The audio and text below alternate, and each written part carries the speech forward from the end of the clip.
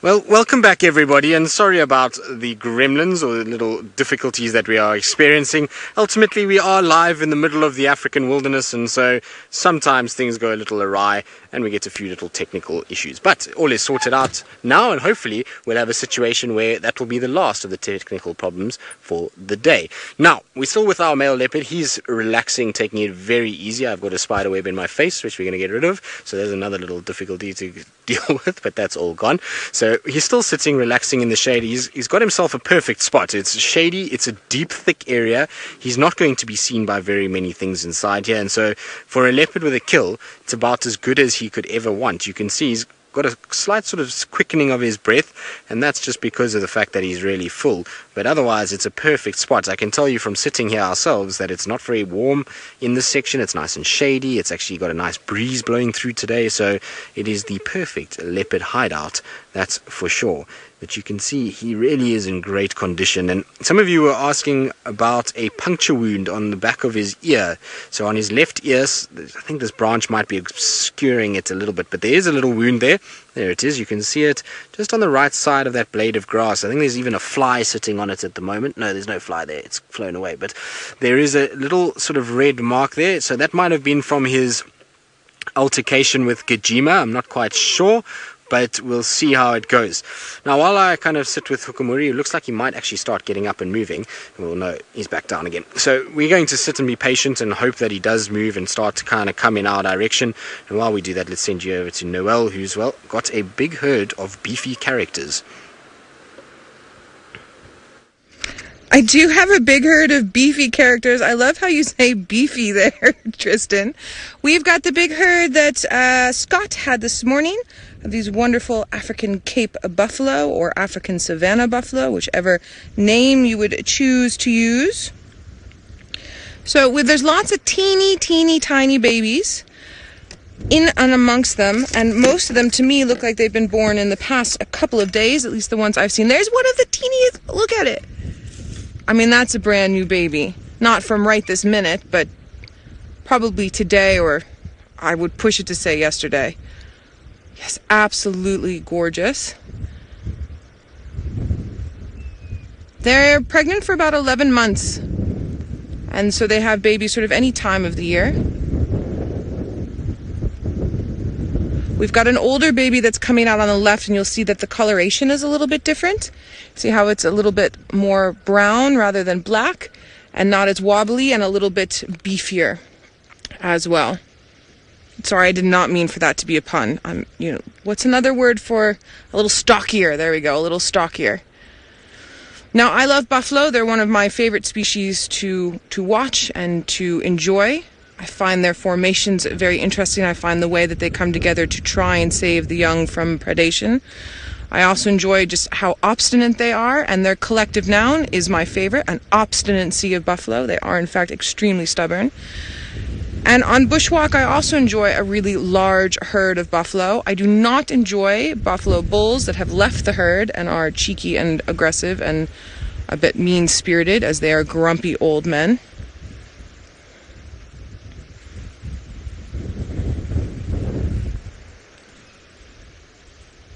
It's very windy, so I'm pausing just to see if you can hear the oxpeckers calling around this herd of buffalo. But I think that the wind might be a little bit too much, unfortunately. I'm also parked probably about 100 meters away, just because the herd was coming through nicely, and I could technically get closer, but I didn't want them to move away before we could see them. And I'm so sorry I haven't actually introduced myself. I'm Noelle. On camera I have the amazing Senzo. Hello, Senzo. Senz and I were just dealing with a little bit of vehicle matters, and so that's why you didn't see us before now, but you've been having an amazing time with the Mara team. And Tristan, sorry about the gremlins that hit. It seems to be in the weather today. But look, we've got our buffalo now. All right, males and females in this herd. They're not a matriarchal herd, but they will have a female who leads them. She's a pathfinder. She knows where the good food and water is.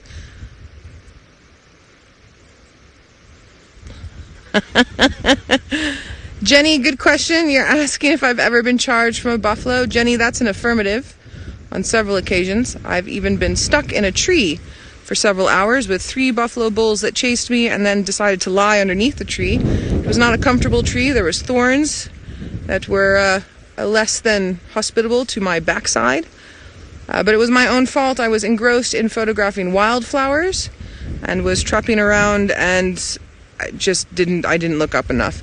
The other times have been a bit different. I've had a couple of times when I've been with my tracker, various different trackers, tracking things like lion and leopard, and busy on the tracks, and then knowing that the buffalo were there and trying to get in and around the buffalo as well to keep on those tracks.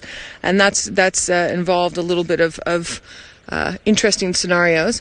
What I'm going to try and do, because this herd's quite large, it's about I would say 100. I think Scott even said up to about 200 today, which is the same herd that we were seeing last week. I'm going to try and creep a little bit forward now, and I'm going to see what happens there. And while we're creeping forward, I think let's go over to a leopard with Tristan.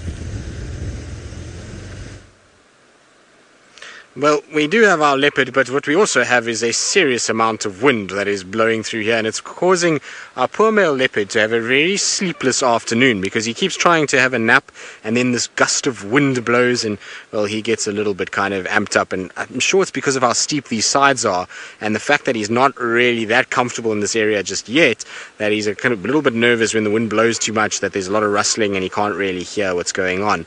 But he seriously has got a stare on him that is quite wild and sort of a bit ferocious there, where he looks at you like that, all big-eyed. And Wiem and I have been chatting about who we think he reminds us of, and so we've come up with 2 options. We either think he's a little bit like Mike Tyson in that he's short and stocky and wild-eyed and capable of who knows what, and then, or he's a bit Sylvester Stallone-like. Is that what you reckon, Wiem? Sylvester Stallone apparently is what else he could be.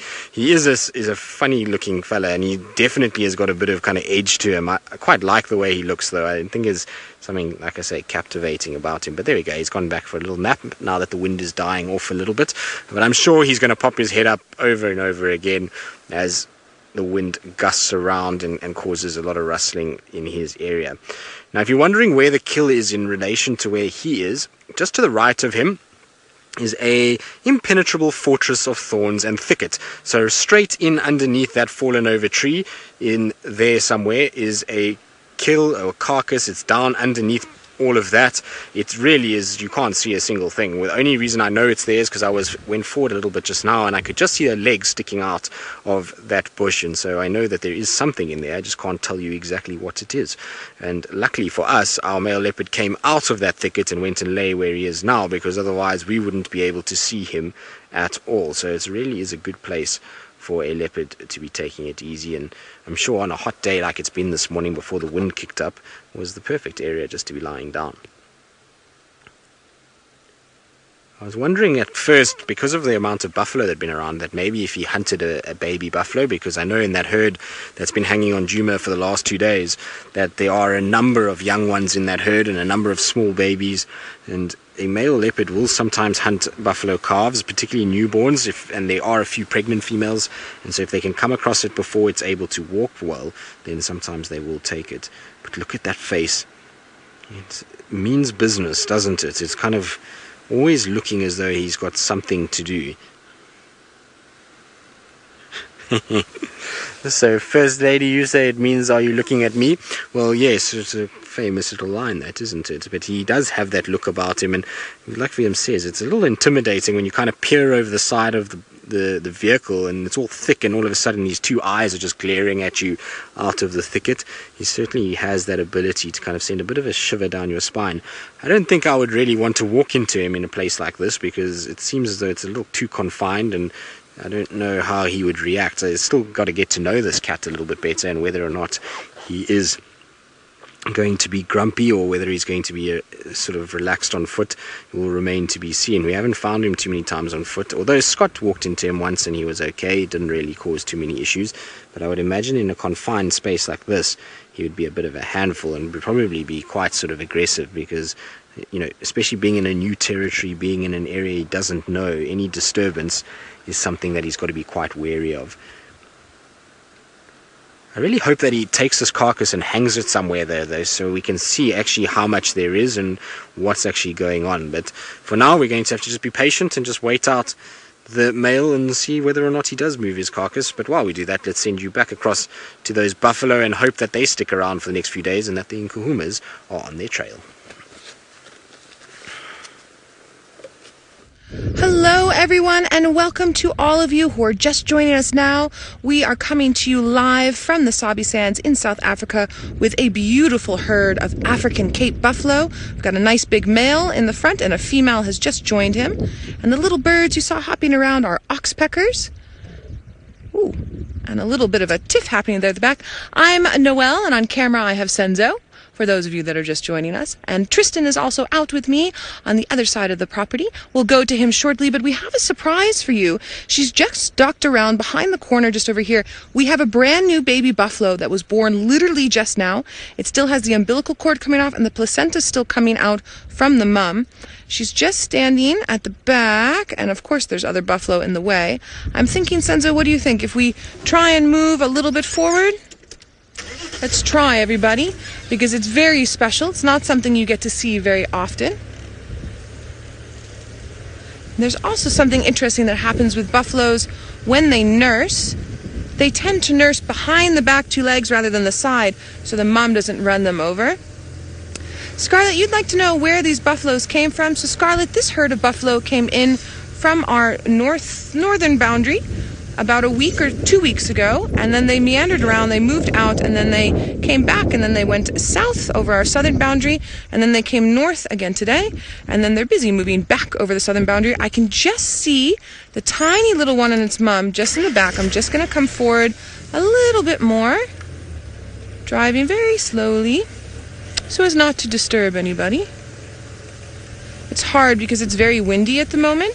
So because it's very windy, their sense of smell and their hearing is compromised, which makes them a little bit more nervous than they normally would be. This is a very large herd. It's probably about 100 to 200.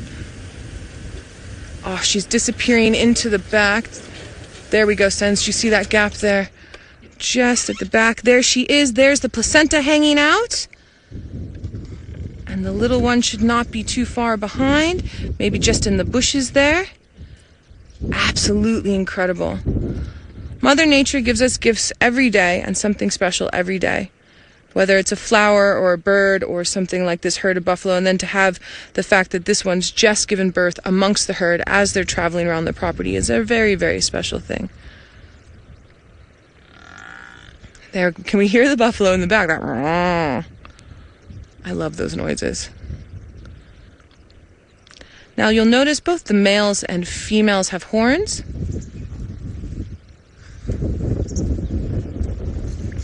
First Lady, you're curious to know how long buffalo live? Buffalo live to be about 20 to 23, but can sometimes expire around the age of 18, so about 20. 20 is a good bet, and then pushing 23. So as all of our new viewers can hear, I'm answering questions, and that's because we're live and we're also interactive.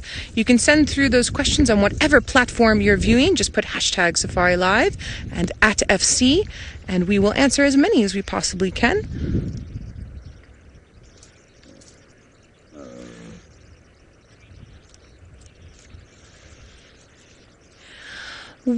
Willow, who is 3 years old, is wondering if these buffalo are like cows.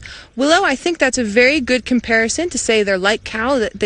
They do sound a lot like cows, and they look a lot like cows. We can, for all intensive purposes, we can call them bush cows.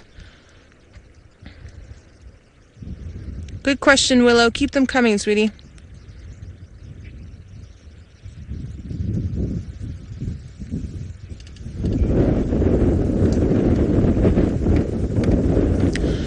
Trimbowed, good question. You'd like to know if buffalo ever fight each other. Trimbowed, that is for sure. They definitely do, especially the young virile males, or a male like the one you're seeing on the right-hand side of the screen there with his head ducking in. He wants to make sure that the ladies, he gets access to the ladies. We'll just put it that way. He gets access to the ladies, and so he'll definitely fight other males. They also do dominant submissive behavior, where one male will mount another male, and that mounting behavior has to do... Oh, can you see the baby? Oh, there's the little baby. Well done, Sens. And just moving to the back with the mum. She's, this wind is making her super, super nervous, so she's just trying to stick in amongst the foliage as much as possible. And then as the herd moves, she'll also move. What's interesting as well, buffalo structures, we started speaking about it a little bit earlier. They've got the female in front. She's the pathfinder. She's the one that starts moving and they all follow her. They're coming around behind us now. Senzo has swiveled around on his seat. And then the herd, it's her and her young, and then the other females and their young, and they're in a diamond formation. And at the back of the herd will be the old, the weak, and the sick. So sometimes with a brand new baby like this, the mum will be in amongst the herd. But the problem with that is that if they start stampeding, the little one's going to run into trouble. So sometimes what she'll do is she'll wait for the herd to move on and then bring up the rear. The problem with bringing up the rear in a buffalo herd is the rear end animals tend to be the ones that get taken out by lions. So she's really giving herself not necessarily the best opportunity. Ooh, and I can hear elephants going a little bit crazy in the back going Rrr! Because we had some rain this afternoon. We've had rain on and off for the past couple days, which is so fantastic. A lot of the mud pans have filled up inside of the bushes. There's the mum again. And so a lot of the drinking that the animals do, or mud bathing, which both elephants and buffalo do, don't necessarily happen where we can use... Oh, and there's the female with the broken horn that Scott was talking about this morning and that we saw about 2 weeks ago, where it's broken down to the quick and was bleeding when I saw her last, and this morning it looked quite painful. There goes the little one, yay! See how teeny, teeny, tiny it is. And Mom's trying to find a spot as well so that she can nurse that little one. And then she'll most likely try and pass that placenta, and they eat the placenta often. Sometimes another female will come up and eat it, but usually the mum will eat it as well. It's good nutrients to put back into the body. That other female's checking on her.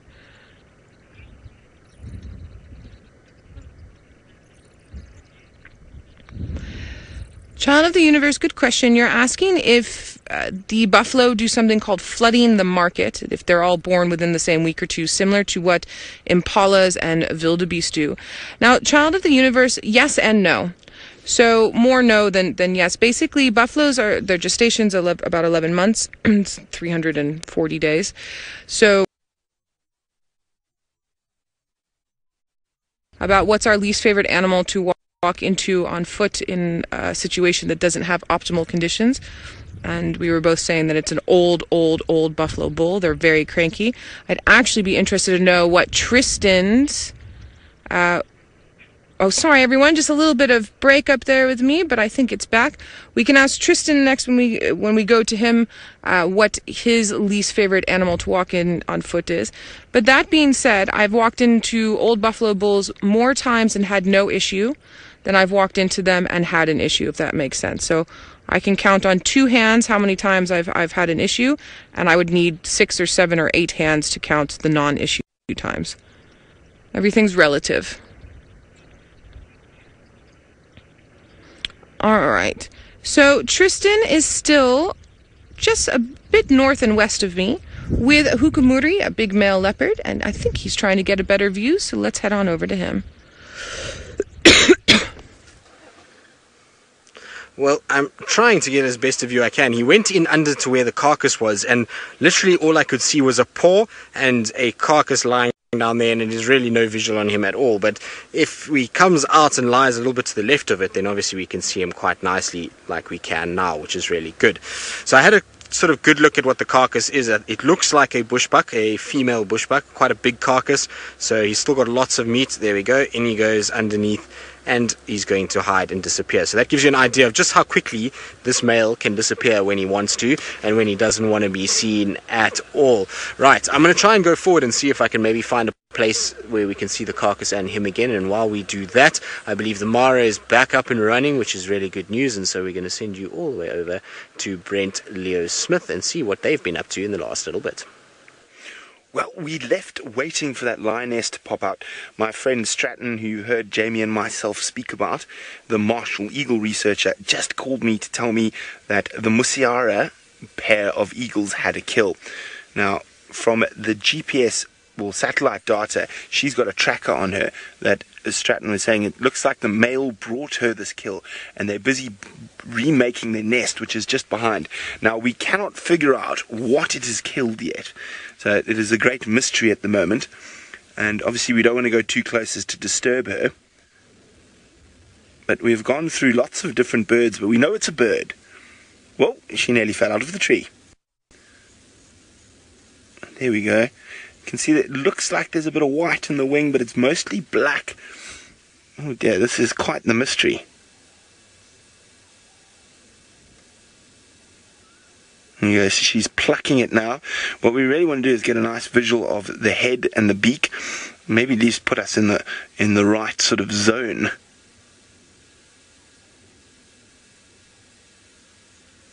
Long feathers that she's throwing off there from the wing, which you can see flapping down.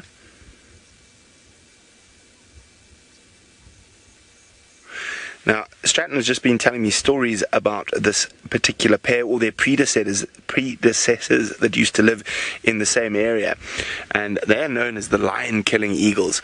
So they've been recorded grabbing lion cubs, this particular pair of martial eagles. Here you can see throwing down all those feathers. Oh, she's eating, it looks like. No, that's just the wind. There we go. There you can see the leg. I mean, it almost looks like a wader's leg. There's not a lot of feathers on it. It's quite a long leg. I say it's quite difficult to see what it is at the moment.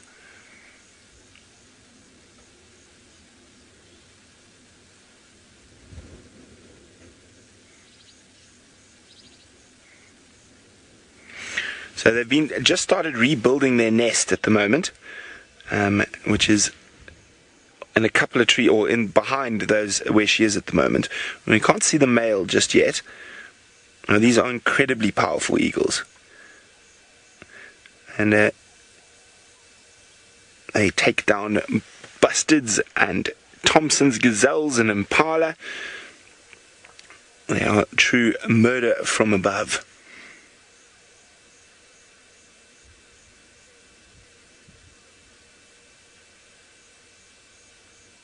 Isn't this absolutely fascinating? Well, let's see if any of you guys out there have a guess to what the eagle is eating.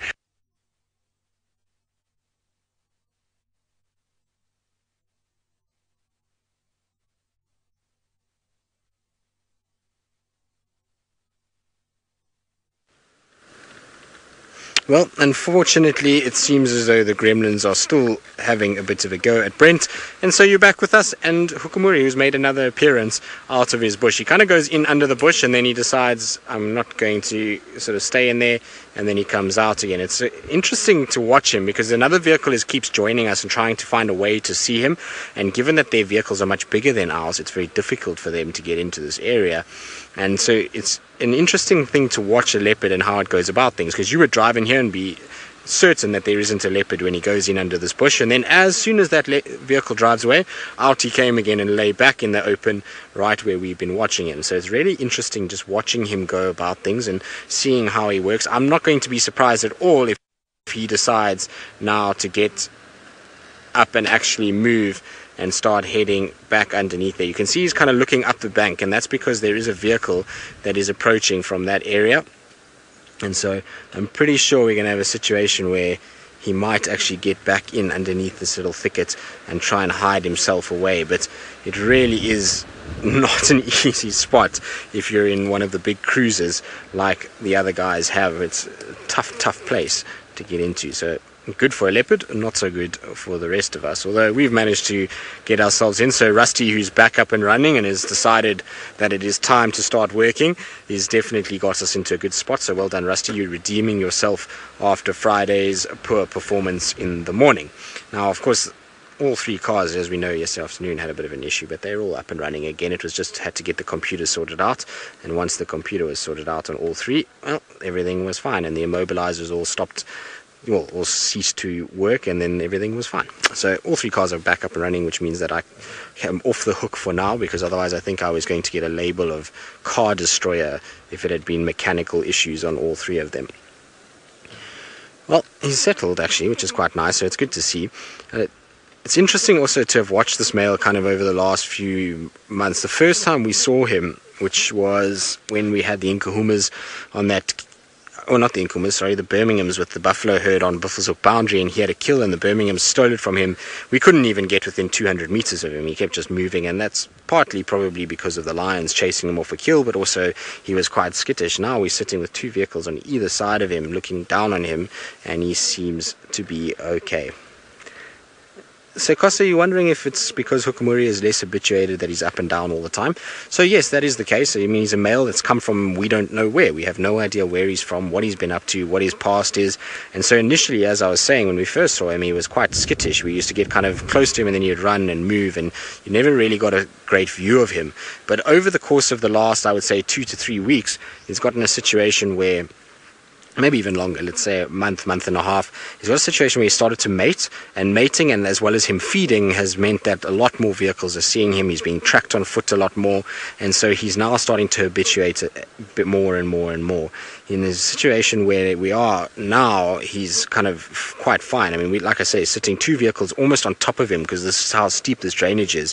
Both vehicles are sitting right on the edges of the banks, and he's between us, and you can see he's not really looking up anymore. He's now relaxed, he's lying down, and that's not a posture of a leopard that's unrelaxed. When their back legs are kicked out like that, then they're in a sort of relaxed situation. And so I think it was that he was not as habituated as, let's say, somebody like Tingana, who also started just like Hukumuri. You couldn't get anywhere near him. The first few sightings I had of Tingana was ears in the grass and then a bolt and a blur of spots as he just went bolting away from me into the grass. And so he was very skittish when he first started. Now we know Tingana is an absolute poser and will sit for long periods of time letting us watch him.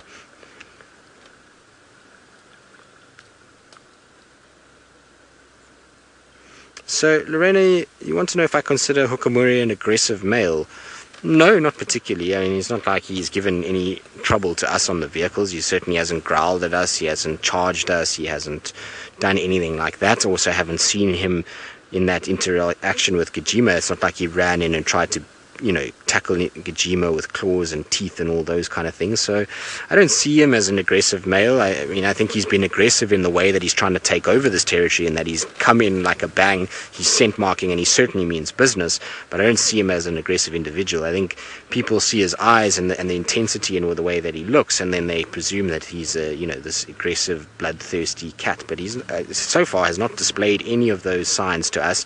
He's been fairly relaxed and pretty docile, to be honest, and I think it's more just the fact that he looks quite menacing than anything else. But he certainly hasn't been aggressive in his actions, and we obviously don't know everything that he gets up to, and maybe he has chased other leopards, but for now he seems as though he's pretty much like any of our other leopards in that he does what he has to do in order to survive, and whether that we deem it to be aggressive or not is obviously anyone's guess. So I don't see him as an aggressive cat. He certainly hasn't showed any aggression to me. We get far more sort of snarls from Tundi than we've had from him over the course of the last few sightings that we've had. So I think he's actually got quite a relaxed demeanor, and it's interesting with this cat because he's kind of got 2 extremes. One, typically with Tingana, when you see him, Tingana always looks as though he's kind of fairly a little bit dopey, and his eyes are kind of quite sort of heavy. I don't know what the word is for it, but he has a certain look about him, and it's kind of how his character is all the time. But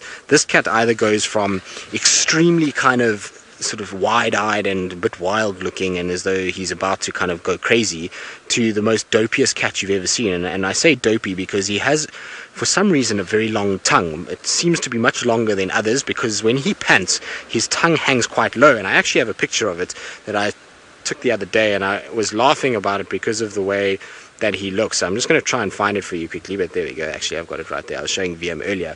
But he sits like this for long periods of time. He just kind of sits with his tongue hanging out just like that, and sometimes he even closes his mouth and the tongue just stays out. So he seems to have an abnormally long tongue. It's a little bit longer than others, and he seems to enjoy just kind of sitting, having it out, and that makes him look a little dopey. So he either has got the extreme of being this big sort of dominant kind of wild looking thing to this sort of dopey, tongue out, a little bit kind of simple in the way that he looks. Maybe this is the way that he kind of has been trained in the arts of the samurai, is to stay like that with kind of two different faces so he can blend in. Who knows?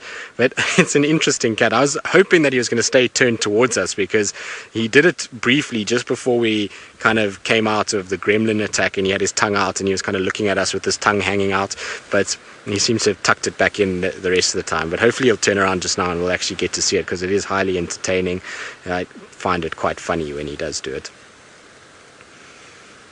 But so cool to see a new leopard, whether or not it's, you know, a male, and whether or not it's good for our leopard density that we have here, that's anyone's guess. But for me, I mean, it's always good to see new genes in an area, new genetic codes that could be kind of brought in, and ultimately it's needed, because if you think about what we've got currently at the moment, is that we've got obviously Tingana, who we know is good genetic material, but he's got Tandi, and Tandi has mated with him a few times and has produced, you know, Kuchava, who could theoretically be the daughter of Tingana, who he's now mated with to produce cubs with Kuchava. So ultimately a new male is not the worst thing. It brings a bit of genetic variety, and we also have a situation where if he didn't come in, Quarantine could have been the next one in here, and he then would have mated with his sisters in Shadow and Tandi, and Kuchava is a sort of relative of his too. So a new male, as much as it's not nice because we've got cubs and there could be a situation where the cubs are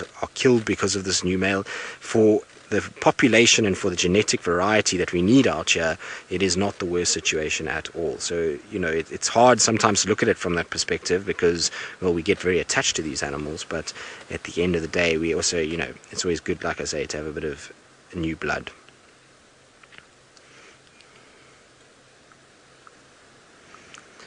So Sandra, you're wondering if I know who Hukumuri has mated with. Well, Sandra, the only one that we know for sure is Shadulu, or Ingrid Dam Young Female. That's her two names, but her proper name is Shadulu. That's the only one we know for sure. I don't think there's been any visual sightings of him mating with anybody else. It's obviously it's possible that he has mated with somebody else, but it is no confirmed sightings as yet. I'm interested to see what happens when Tiani comes into heat for the first time, because that's going to attract obviously Anderson and this male if he still moves around in those areas, and also what that means for Shadulu. Does Shadulu then start coming here because he is now in this section and he's spending a lot of time here? Is Shadulu going to start shifting and we're going to see another female starting to come into the mix? Because that's going to create a serious situation, because we're then going to have a situation where we've got Inkanyeni, Sabui, Kuchava, Tandi, Shadow, and Shadulu all just in this eastern little block here, and that's going to cause a serious amount of conflict within the females. It's going to be just too tight an area, and that's also forgetting about Not Barbara, because Not Barbara is also going to be around somewhere, and so there's really not that much space for these females. But I would be very surprised if Shadulu doesn't shift this way, because he's here. She'll want protection if she's now fallen pregnant from this mating, and that might force her to start coming and using den sites that Shadow used to use on that sort of eastern side of Arathusa or western side of Djuma. So that's going to be an interesting kind of development that will take place as well. But that's the only cat we know for sure that he's mated with. I would be surprised if he has mated with any others and we don't know about it, but we'll have to see how this plays out and who he ends up mating with in the future.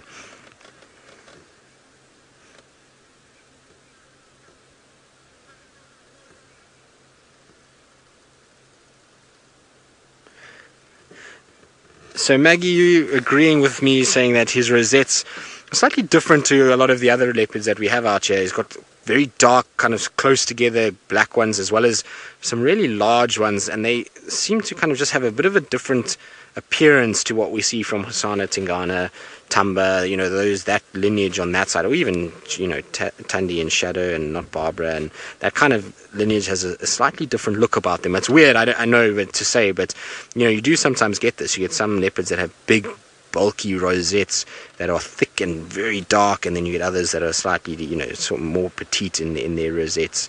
So I don't know, maybe it's just nonsense and it's just because he's new and we're trying to find differences and trying to do these kind of things, but that's just how he appears to me. I like him though. I think he's got something, and like I say, he's an interesting cat to follow. So far in the few sightings we've had of him, he really has provided some really interesting moments. You know, in the sightings that I've had of him when we were doing rehearsals, he never stopped moving. He was up and down and up and down and stalking a lot. And obviously Noel had that incredible sort of morning of him interacting with Djuma and then making 2 different kills, and you know, it's gone on from there. So, you know, he seems to be a busy cat, and because I think he's starting to try and push into an area, he's a lot more active than what we would see from a more dominant individual. And so it's been very interesting just watching this process and seeing how he's going about it. And I'm sure we're going to have quite a few more very interesting sightings going forward. And this winter is going to be very, very, very intriguing, because we know that in the winter months water starts to become an issue, and already now we really haven't had that much rain and most of the water sources are very low. And soon we're going to have a situation where twin dams and treehouse dam are going to become pivotal to all of the leopards in this area, not just to the males and to Hukumuri. And you're going to start seeing shadow, tandi, you know, all of them starting to try and kind of push to try and find water. And the Mulawati and twin dams and treehouse are not far from the Mulawati. Is a place where last winter tandi, shadow, tamba, hosana, all of them spent a vast majority of their time. And so if this guy is around, I wonder what that's going to mean this winter and how many interactions we're going to get from all of our resident leopards as to how this is all going to play out. So it certainly is an interesting time, and not only in the female world, but now the male world is being completely shook up, and we actually just don't know what's going on. No one seems to have really established themselves just yet. While Tandi has had cubs here and has kind of settled here over the last few months, she's now moved off. Shadow has not really been seen, and so, you know, the females are upside down, the males are now upside down, and our leopard world is just very intriguing at the moment, and it certainly is going to be a riveting story to watch as it plays out over the course of the next few months. Now let's see if he does his little tongue trick. But there's his tongue coming out. Like I say, for me, it feels like he's just got an extra long tongue. Maybe it's because he's got quite a short muzzle. From his eyes to his nose is quite short in comparison to Tingana. Tingana has this much longer face than what we see from Hukumuri. So maybe that's just it. But the tongue seems awfully long on this boy.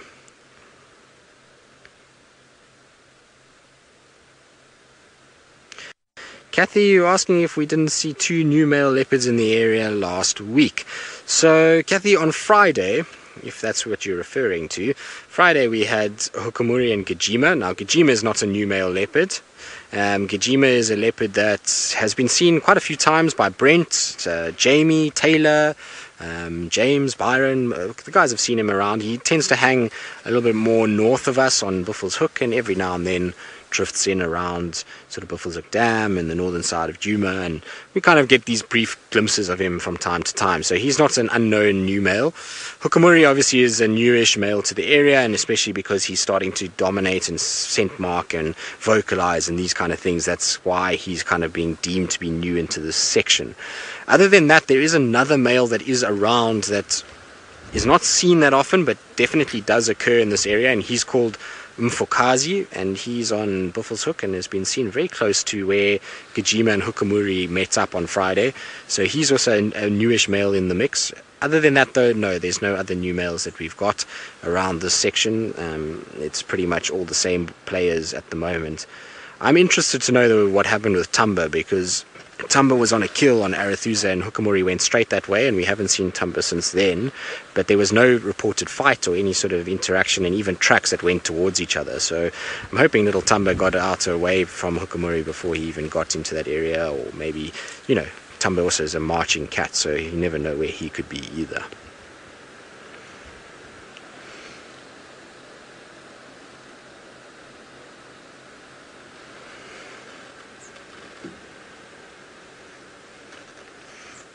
So Judy, with Tamba, no, probably not. We won't have to re-habituate him. Even though we're not seeing him, others around us are seeing him. So, you know, he was seen for a long time by the Chitwa in Koro, Arathusa guides down in an area called the Nets, which is south of Chitwa. So he was seen a lot there. Then he kind of pushed through Djuma in December, and we had that one sighting of him, and then he kind of went into the Manyeleti, where he was seen by vehicles. And then he's gone into Elephant Plains and Arathusa, and there he's being seen almost daily. So he still get used to vehicles. He's not going to be, you know, in any way kind of skittish towards them. at this stage. He might get a fear of vehicles if, hypothetically, he were to be with vehicles and let's say Hukumuri came in and chased him, then he might start to develop a little bit of a nervousness around vehicles. But for now, he looks as though he's his normal self. I saw photos of him the other day where he was just peering at a car from less than a meter away. So, you know, he seems to be absolutely fine, and hopefully we will get some more sightings of him. But ultimately, it was going to be a situation where either something had to give. So either Tamba or Hosana, one of the two of them, or in fact both, are going to have to either leave this area or distribute somewhere else, because we just don't have enough space for the number of males that we currently have in this area. And the problem for those two is that there are a number of much bigger males that are still in their prime that are going to make life quite difficult for them. So quarantine, Hukumuri, Djuma, they're all going to be an issue for those two young boys. So, Ravinda, you're wondering how big Hukumuri is compared to other leopards. Well, Ravinda, it's obviously always such a debate that goes on and rages, and you never really can know unless you see them together. What I will tell you is that Hukumuri, to me, he's short. He's a very short leopard, and I've seen videos of him mating with Shadulu female, who, granted, is a larger female. She's not the biggest female, but she is slightly larger, and there's not really much size difference between the two of them in terms of height and length. But what Hukumuri has that a lot of other leopards don't have is a very broad, stocky shoulder set. If you see him from front on and he walks kind of straight at you, he appears almost like a pit bull or a Staffordshire terrier. He's a very wide animal, and he's got big shoulders, big neck, and a relatively kind of small head, which maybe emphasizes those shoulders a little bit more. So he seems as though he's got a lot of power, and he's kind of built almost like a weightlifter in a way, is that he's short and stocky but very muscular. And so he's not the biggest in terms of height and length. Tingana is certainly a much larger specimen, but in terms of muscle power and probably power in terms of his weight, he's probably a very strong cat and is going to be a fierce competitor. Interestingly, though, I saw him, and then the very next drive I saw Hosana, and Hosana, funnily enough, is not far off what Hukumuri is in size already. He's just not quite as bulky yet. He hasn't packed on the weight around the head and neck just yet. Yeah. But in terms of height and length, Hosana is not far off what Hukumuri is, which is a good thing. We need Hosana to keep growing and getting bigger, and hopefully, you know, he'll be able to stand his ground should him and Hukumuri meet at some point. But Hukumuri is not a massive individual. He's not an Anderson. He's not even a Djuma, but he seems to have some sort of dominance, because even Djuma backed off and left him here. So he obviously won that fight and ended up being, you know, staying and standing his ground. So there's obviously something about him that the other leopards are intimidated with.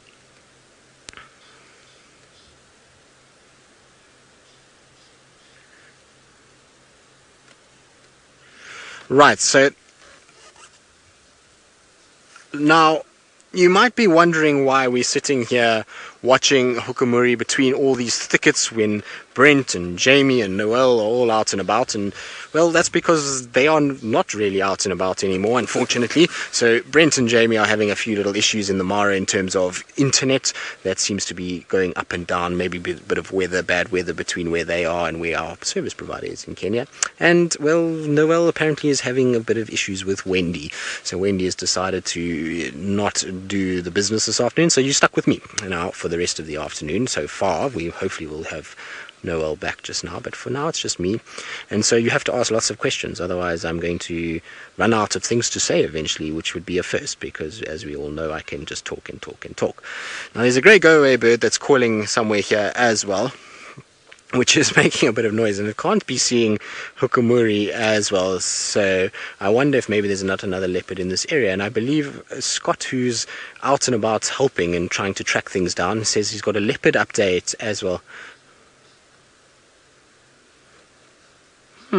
So apparently there's a leopard that is sleeping south of Gowrie Main, close to Leadwood, which is where we had Tundi and Cub last week when they crossed into Little Gowrie, and it's also where Tingana was. So that's interesting news, and a situation where maybe, just maybe, he's going to come this way. Now I'm going to try and get an update on the radio and just find out what the visual is like, because while Hukumuri is very sleepy like this, maybe we have a situation where the other leopard is at least a better visual than what we're seeing here. But let's find out quickly on the radio. Visible from boundary, I believe. Now, this is all very intriguing. Let me get hold of somebody, or Scott maybe. He's going to answer the radio. Scott, come in. maybe he's not going to answer the radio. Nikki, it seems as though you've got a private channel with Scotty. Maybe it's because, well, Nikki and Scott are...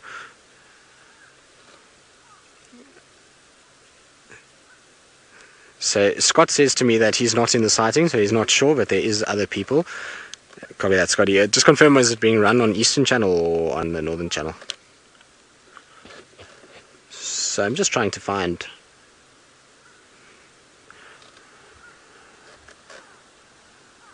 So apparently it's on our channel, so we'll try and find out now who exactly. So sorry about this, everybody. It's unfortunately the only way I can do it because, well, you're stuck with me, and so I've got to try and get some sort of information from the other guides.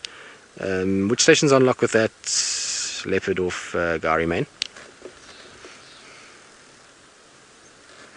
Yeah, Prem, what's the visual like?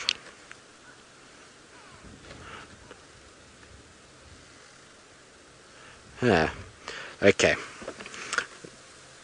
So, at this stage, the visual apparently is 1 out of 5. So, is it a 1 out of 5 that's better than our 1 out of 5? Although we don't have a 1 out of 5. I feel like we've got most of Hukumuri's body in here, and so maybe let's be patient. You never know. He's got a kill here. That leopard there, we don't even know who it is because they can't even ID it because their visual is so poor.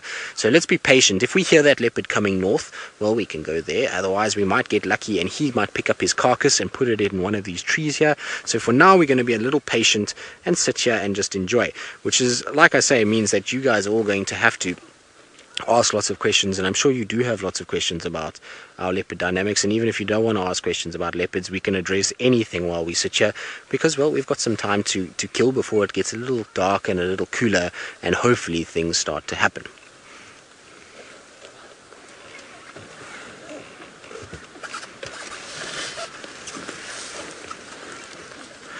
So, Raw Jack, you're wondering, have I ever seen a black leopard in Kruger?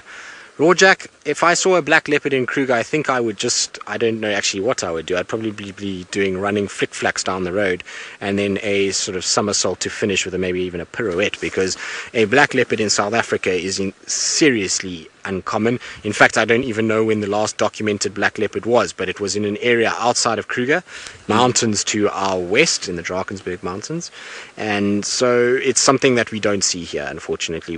I don't even think there has ever been a recorded black leopard in the Kruger Park system, which is an interesting kind of case. So unfortunately not, but maybe at some point in life I'll get up into India and get lucky and go and see one of the black leopards in India, or maybe a black jaguar or panther in South America at some point. That would be the ideal situation. But here in the Kruger, what are you doing? He's punching himself in the face. Not well in the head, no. There we go. In underneath to try and get to his kill. So what we're going to do, you see, he is like Mike Tyson. He's just going to sit there and hit himself and pretend like he's a punching bag of him on his own. So what we're going to try and do is we're going to try and see if I can get you guys a view of this kill and this carcass. It's going to take some maneuvering. I'm probably going to have to pierce my right side of my body and almost give myself a ear piercing and a shoulder tattoo as we try and get through this little spike thorn on my right hand side. So please forgive me for leaning in so as I don't really feel like getting hit by it. Okay, now VM, hold on. This is a bit of a maneuver that we've got to do.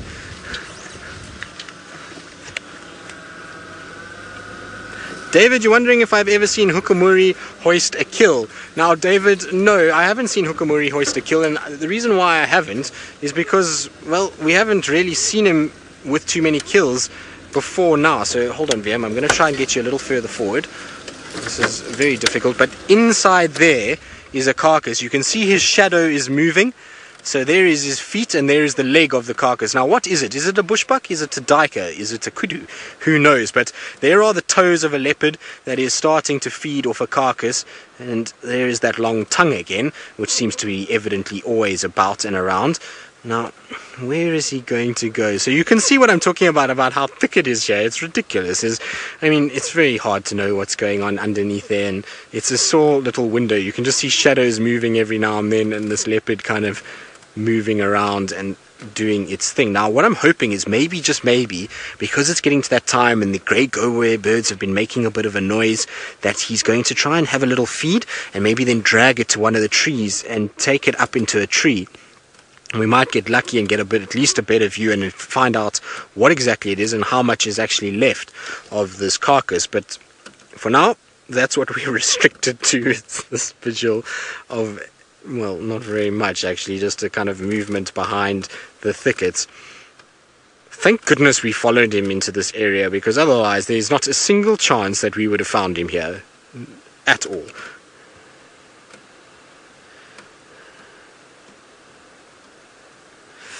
Ooh, Sandra, you've just given me a very good thought. You are wondering if I'm going to collect his scat so that we can submit it to Panthera so that they can start doing their tests on it and we can start to get some sort of background history on him.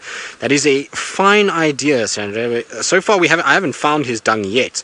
He's urinated a lot, but I haven't seen him defecate yet. So as soon as I do, I will most certainly grab that, because, well, it will be a new male leopard to add to the database, and so it's a fine idea to be able to do that. We actually, funnily enough, even get a little incentive for that, which I'm sure Wildy and I can organize and spend on some apple juices. Wildy, what do you think? Is that a good idea? Wildy's giving me a wry smile from behind the camera, saying that that's a very good idea. So we shall, hopefully he will defecate somewhere where we can get to it and not underneath a bush like that. But there you can see his shoulders, and the camouflage of a leopard is absolutely unbelievable. You can see how he just blends in to the environment. Now, I do apologize if you hear some squeaking sounds with the wind that's blowing. We have a tree that is right up against the side of the car that is rubbing on the car, and so it's squeaking from time to time. There it is. There is the tree over there. So you can see this tree right here is the one that is touching and squeaking on the side of the car and is causing a little noise every now and then. So I do apologize about that. Unfortunately, can't really do much about it, because this is the only place I can actually get a view of what's going on. It also sounds like that other leopard has gone, by the sounds of it, further south into Little Gari. It's not ideal as well. That means that there's very little visual of that leopard, and so we might as well be just a little patient and just see. Maybe we can get some, maybe carcass is not alive. Is it an impala carcass? Does it have a little black spot there? Because impalas are the only ones that have the little black spot on their hind legs. What do you think, Wildy? Doesn't look like the right color for an impala, but it does look like there is a black spot there. Oh, the plot thickens. Interesting. It's very difficult to actually see what's going on inside there. All I can see is kind of movement every now and then and a little bit of a shadow, and there really is no other way to actually get to where he is. We can't get down any further. You can see it's a very steep angle that we're sitting at the moment. We have this kind of sheer drop, and it's almost like a cliff that goes down, so there's not really much more that we can do. I wonder if we can go the other side now. I want to just try and check, because I see that there might be a gap down the other way, which would be very, very thick, but there's the other side of the drainage line and a road, but maybe we can worm our way through there somehow and get down into the dip. I don't know if it's going to be possible, but we can certainly try, I suppose. I mean, we've only just fixed Rusty, so why not take it through hell and back and see whether or not it's actually working for real, because, well, there's not only one way to test if it's actually working. But there's no other way to do this, I'm afraid. We're going to have to try and come up with some other plan in order to try and see him. I wonder if I maybe just try and sneak you a little further forward, Viam, because there is a bit of a gap that I can see his head is bobbing around in. So if I try and just get forward a little bit here, maybe Viam can get a better view down in. How's that? Can we see him in there? Okay, well, we can see there's the carcass. There we can see his feet. And he's peering at us through that. There you can see his head's moving. And he's feeding in there. What is this carcass? I'm a bit baffled as to what it is. It's fairly big. It looks bushbucky. It's got quite a dark sort of neck, doesn't it? So, you know, bushbuck often get this more brownish colored neck. There you can see some mating flies, which is a bit macabre to be mating on top of a carcass, but this is what happens when you are a big blowfly, or a green or blue bottle is also what they are known as. So, oh, there he's got some sort of stomach content as well. Right, well, unfortunately it's that time though for us to say goodbye to various platforms as they carry on their day. But remember, if you are enjoying this, you can Google Safari Live and you'll be able to find us as we continue the safari for the rest of the afternoon.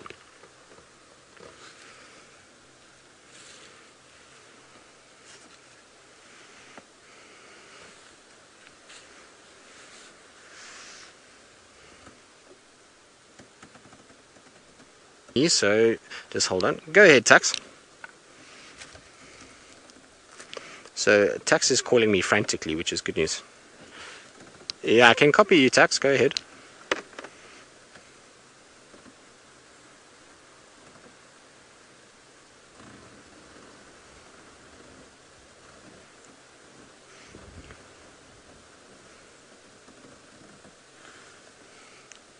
Okay, copy that. Thanks, Tux. Yeah, I'll just stand by here. Thank you. If she comes north, let me know.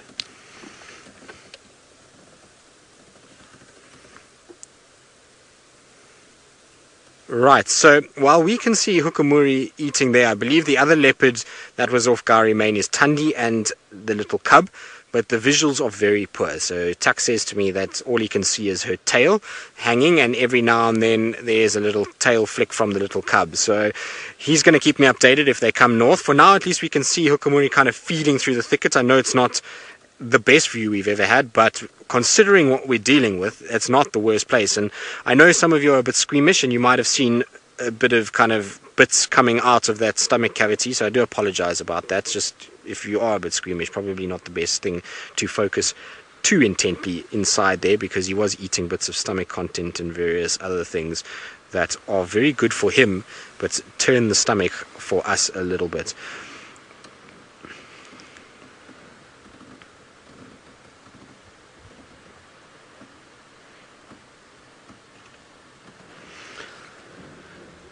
So Lauren, who's in Illinois, you want to know if not Barbara is going to be safe from this Hukumuri male. Well, no, not either, I don't think.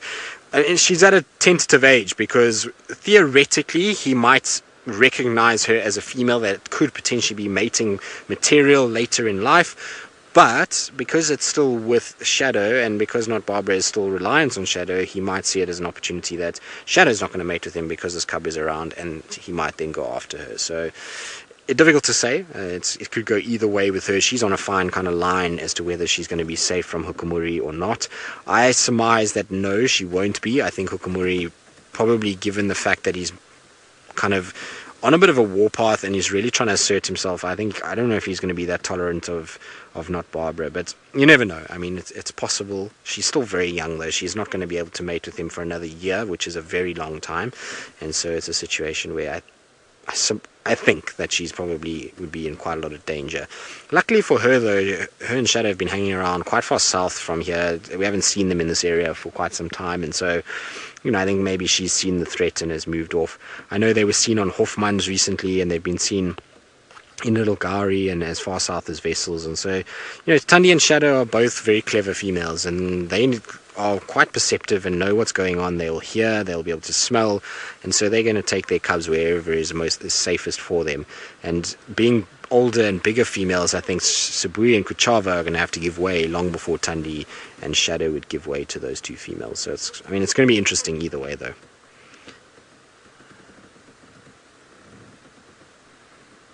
So Chantal, I've also just seen that as well, and you saying are those white stripes that you're seeing on the body when he moved the kill. Indeed, so it looks like a young kudu. That's what it looks like he's got. Is there two? So that's interesting. There might actually be two kills. You might be right, Wiem, because it looks as though there might be two different sort of colors of fur and thicknesses of fur. Now, kudus do get a grayish colored neck, but if you look at the white striping and the sort of way it's spread out, there might be a second kill in there. But for now, I think it's definitely a young kudu in there. Whether or not there is another carcass, I'm not quite sure, but there's definitely a young kudu, and you see the length of it. It's quite a big meal, so it might even be quite a large kudu if it isn't two different carcasses. But he's obviously killed this morning or early hours of this morning or late last night, because there's still a lot of food there, and the fact that he's actually still hollowing it out and pulling out internal organs dictates that this is a fairly fresh kill. And what he's going to do with it from here is anyone's guess. It's really in a tight spot, and it's in a tough spot for anything to find, so I don't know if things like hyenas are going to be able to get in here and actually find it.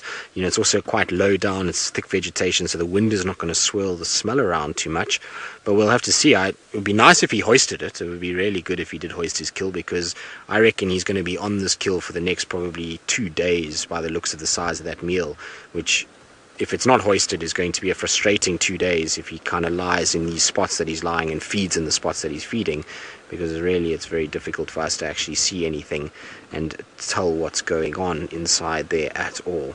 And you can see his paw is on top of the kudu's sort of flank, and he's busy just kind of tucking in there. Very cool to see. It's a good meal for a cat, and certainly he seems to be a seriously good hunter as well, because at the end of the day, we've got a situation where we've seen him take a warthog, he's taken a steenbok, now he's got a kudu, and that's all in the space of the last 3 days, which is, it's good going for any leopard. So he seems as though he knows what he's doing, and seems to feed regularly, which is good. So it's going to be an interesting character to follow around, and certainly he's come onto Djuma with an absolute bang and kind of announced his presence in some style over the last few weeks, and he's going to be an interesting character to follow. Like I say, who knows what's going to happen. I think it's going to be absolutely fascinating to watch this unfold. David, undoubtedly he has stolen kills from other leopards.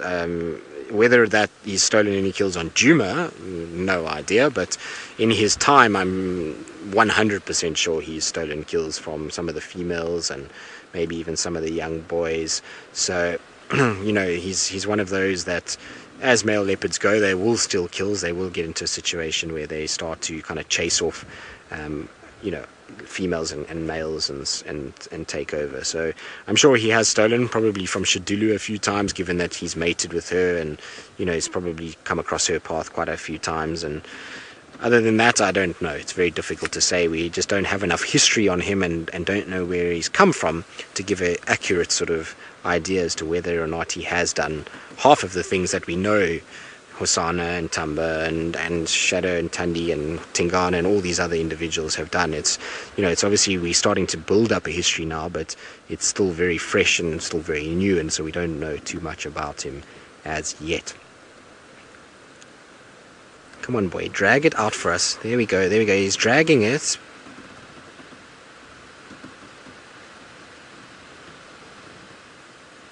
So Anna, you were also wondering about whether or not he has a higher success rate. Well, I mean, like I say, it's difficult to know. We don't really know, but he certainly has been successful over the last few days. And given that we've had rainy weather, that it's summer, the animals are at their fittest state, he certainly has done very well for himself lately. So he seems as though if he can hunt in summer, which is the hardest time for any cat to be able to find food, and he can find a lot of it, then he should be absolutely fine for the winter time when it gets drier and it gets a lot harder for these animals and they become weaker. Then we should have a situation where hopefully, he'll be able to be quite successful. It's going to be interesting. We're going to hopefully follow him around a lot and see whether or not he is very successful, as successful as somebody like Tandi, or if he's a little bit sort of unsuccessful in the winter months. Who knows? It's going to be interesting. Like I said, we just don't know enough about him to really formulate too many opinions as yet. Now I'm going to just try and reposition again, because to me it looked like he dragged that carcass a little bit further to the left. Can I see him? Can you still see him there, VM? Yeah, I don't think we'll see him from that. No, okay, so we won't.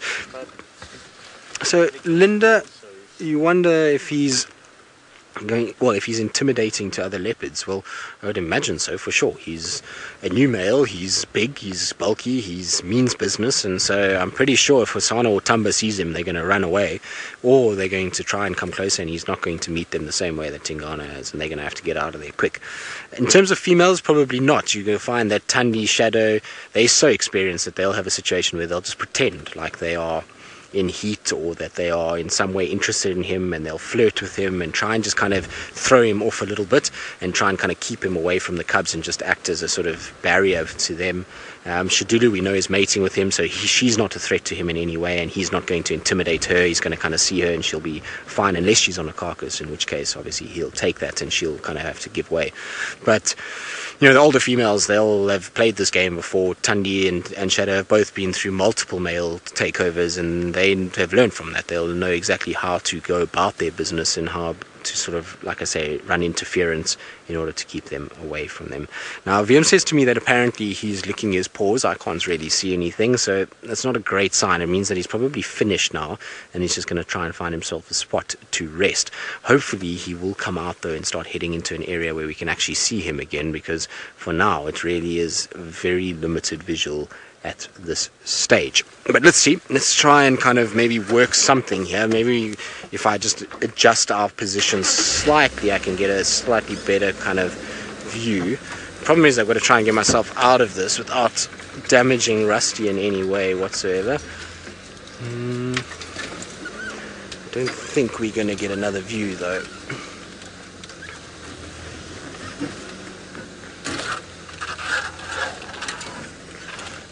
Annie, you wonder if Hosana, being the same bloodline as Tingana, would kill any of Tingana's cubs. Well, undoubtedly if Hosana became a dominant individual, it could very well happen that he would do that.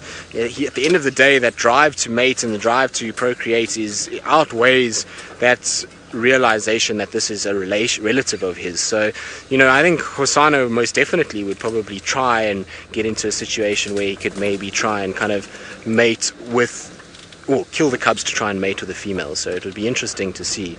Now I'm just trying to see if I go back here a little bit and go down. I'm just worried that we're going to slide too much. Are we sliding there, Viam, or are we good? Yes, it is very dodgy. No, we're not going to be able to go that way. I thought if I just went a little bit further here, then maybe, just maybe, I could get us a view around this tree. No, we're going to end up going down, barreling into the drainage line. So let's not do that, because that's not going to go well at all, and I'll be in a lot of trouble. Breaking Rusty with a computer is one thing, but destroying Rusty's whole sort of body structure is not going to be a very good thing at all. So, Coco Kitty, you're wondering if Tundi has ever managed to keep a cub safe during a takeover. Well, she's had 4 litters previous to this, and she's managed to raise a cub from all 4 of those litters. So yes, she has managed to do that. She's managed to kind of keep it going. Now, I can tell you one thing, is that we were talking about collecting his scat, and he most certainly has obviously just dropped an absolute bomb, because as we've come forward, it just stinks like rotten dung, feces, cat. Horrible. It is really not pleasant at all. It's that kind of smell that gets into your nose and it makes your nose kind of wrinkle and your eyes water a little bit. That's what's just come out of this male from down in the drainage line, and it really is not very pleasant at all. Now he's come out a little bit and he's dragging it. Buddy, that was not nice. That was stinky. And he's definitely dragging it, and he's looking up at a tambuti. Now, hopefully he's going to go up into this tambuti and put it up in the tree, because, well, that's going to be spectacular. So there's the tambuti tree there. But let's see what he does. He's at least dragged it out for us, which is great news. So that's at least kind of some perseverance there. He's got it by the neck. Let's see where he goes. He's marching it towards that tree. Come on, boy. Do it for us. Let's see. So we were talking about whether or not he hoists his kills. Here it goes. Let's see what we get out of him. It's going to be... The first part is probably not going to be much of a view, because, well, at least you can see that he is a man over there, but he's hidden behind a thicket, and then hopefully he's going to jump into that tambuti and we'll see him kind of climbing the top part. But if you weren't sure that he was a male, well, he's certainly showing off now that he is a male. He's got his testicles all hanging out, and off he goes past that tree now. So he's still going. There's another big tambuti. Hold on, Bim, let me try and get back for you quickly. So I'm going to try and reverse and try and get in here a little bit further.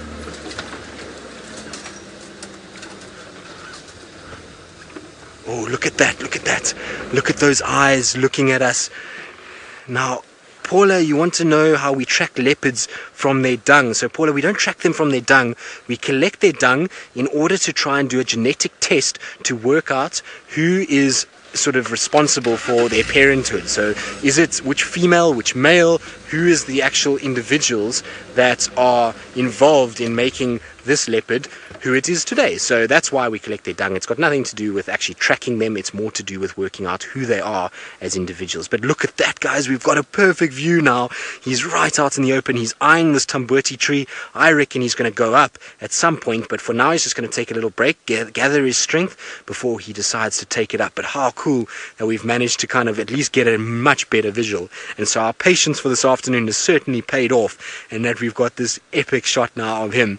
I know there's one branch in front of his face, which is, well, part and parcel for this part of the world that we're in, but hopefully he's going to take it up into this tree and we're going to see an epic climb. Also, what he's done is he's positioned it that if a hyena does come, it's nice and close that he can just grab it and go. But he is looking up into the tree, so let's see how he goes. There's another fallen over tree. No, he's decided not just yet. It's time to recuperate. Are you going to lie? Oh, okay. No, that's not quite the right angle. Let's find another one. Are you going to sit there for us? Look at that, guys. He's right out in the open. How cool is that? So you can see what I was talking about his shoulders and his neck area being absolutely massive. The rest of his body, while it is impressive, is not nearly as impressive as his tongue and his shoulders, because there goes that tongue again. You can see what I'm saying. Look at it. He's like a snake. His tongue just comes shooting out. I'm surprised it's not forked. So we're going to see him having this forked tongue, and he's going to be like a monitor lizard. His tongue is half the body length as it comes out. But for now, at least, he's kind of out in the open, and at least we can see him properly. So Nikki in FC says his tongue is ridiculous. I know, Nikki. It's I don't know what's wrong with him, but anyway, it's like somebody's stretched his tongue out.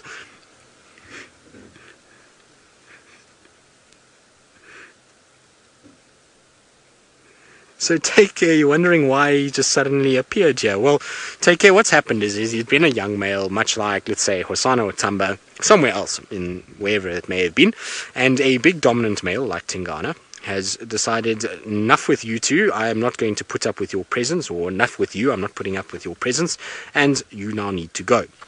And so the dominant male is going to chase this young sort of upstart out, and that male is going to become a nomadic individual for some time. He would have then traveled around and gone all over the place, and he would have gone into a male's territory, and that male would have been too strong and pushed him away.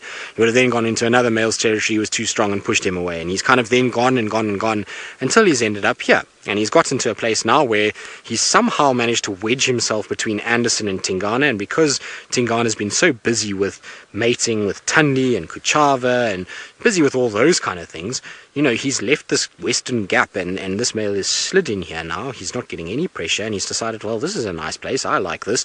Nobody's pushing me out anymore, and so this is where I'm going to stay and set up my territory. And as he's spending more time and marking, he's growing and getting bigger, and confidence is getting more, and Tingana is getting older and slower, and, you know, is losing condition, and that allows this male then to set up shop and stay in this area. And so that's how it's worked, is he's just been a male that is distributed from somewhere else and has kind of ended up in this situation.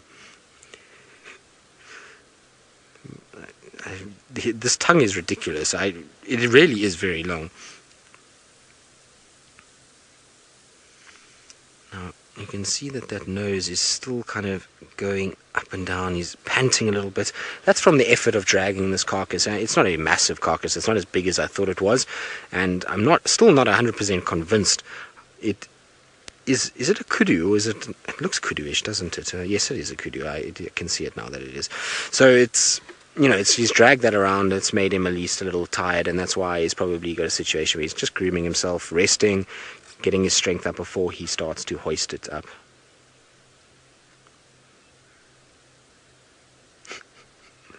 Lorax, you're wondering if there's a genetic advantage to the Gene Simmons tongue that Hukumuri's got. Oh, no, I don't think so, other than the fact that he's going to be the most well-groomed cat in the whole of the Sabi Sands, given that his tongue is about the size of his whole face, and it's just one lick and he cleans himself. But other than that, no, I don't think so. I don't think there's any sort of genetic advantage. Of course, like I say, it could just be a kind of weird thing, but I don't know if anybody else agrees with me. It just looks abnormally long when he tries to kind of lick things and groom himself. It just kind of appears like it goes that much further than anybody else's. No, where are you off to now? You can't go in that way. Don't be silly now. I wonder if it's not time to go for a little drink, or if he's going to be a handful and go and lie down in the drainage. Yes, you are. You're going to be one of those. Okay, Vim, let's try C. This is going to be very interesting because I don't know if we're going to be able to get in there at all. I mean, we've got the top of his head sticking out from the top or from that side, but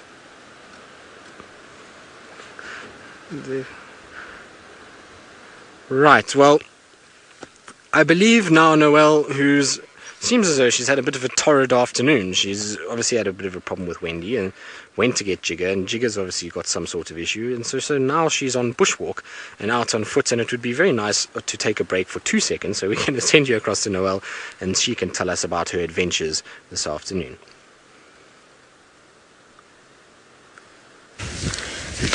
Hello, hi everyone. Sorry, my adventures have been interesting. And the day just keeps getting better and better and better. But we're still out in the bush, which is fun. So we're gonna go check out some wildebeest on quarantine. It's gonna take us a little while to get there, but I think let's try. I'll hold on to my hat. Yeah, the buffalo sighting we had was excellent, and Hukumuri with that little kudu kill, so amazing. Thank you, Tristan, for holding down everything. I'm sure all of you have been enjoying all the leopard action we've been having along the way. We always enjoy a good leopard on the show, and I'm really enjoying Hukumuri Male. He's an interesting looking male.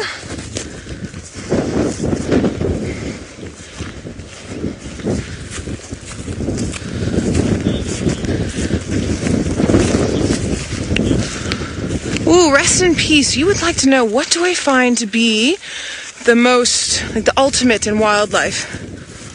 I always think of South Wonga National Park towards the end of the dry season, when everything's coming, the only water that's left is in the Luwanga River, and everything comes down to investigate and be there, and just the activity. Huge pods of hippos, huge herds of elephants, buffalo herds of 1,000, leopard, lion activity. I mean, it's incredible. That would be my peak.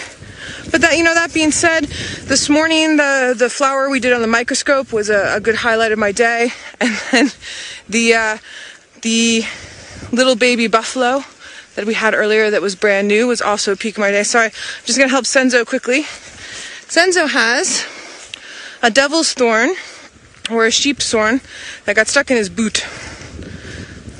There we are. And I'm gonna flip it over. So that's what gets stuck, and then it gets stuck in animals' hooves, and then they start walking around, and eventually it will come off. I've even seen them stuck in the bottom of elephants' feet, and then it comes off, and then that's how it germinates. But the devil part is for the two I'm getting blown away again, for the two thorns there that look like little devil's horns, just like that. Very nice. All right, our wildebeesties are just this way. We're actually, and there's an elephant. Eating marulas, fantastic.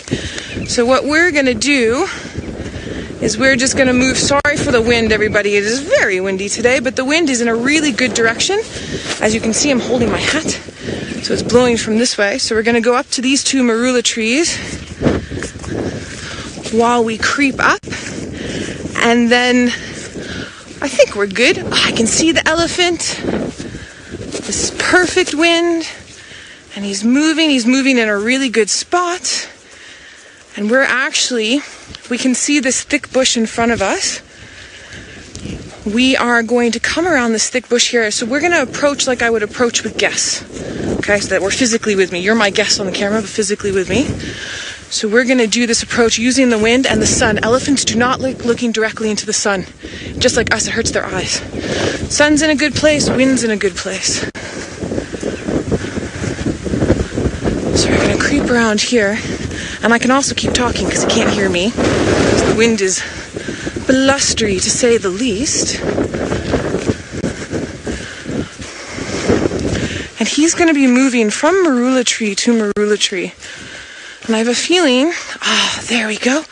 We're going to see him just through here, just over my shoulder, in the back there. Very nice. Very nice. Now another thing I'm going to do is I'm going to just move about another 40 yards forward, so we're not only having the wind and the sun just behind us, but then we're in the shade. It'll cover our body shape for the depth perception. So while we pick our new spot, Tristan's still with his leopard, of course, so let's head on over to him.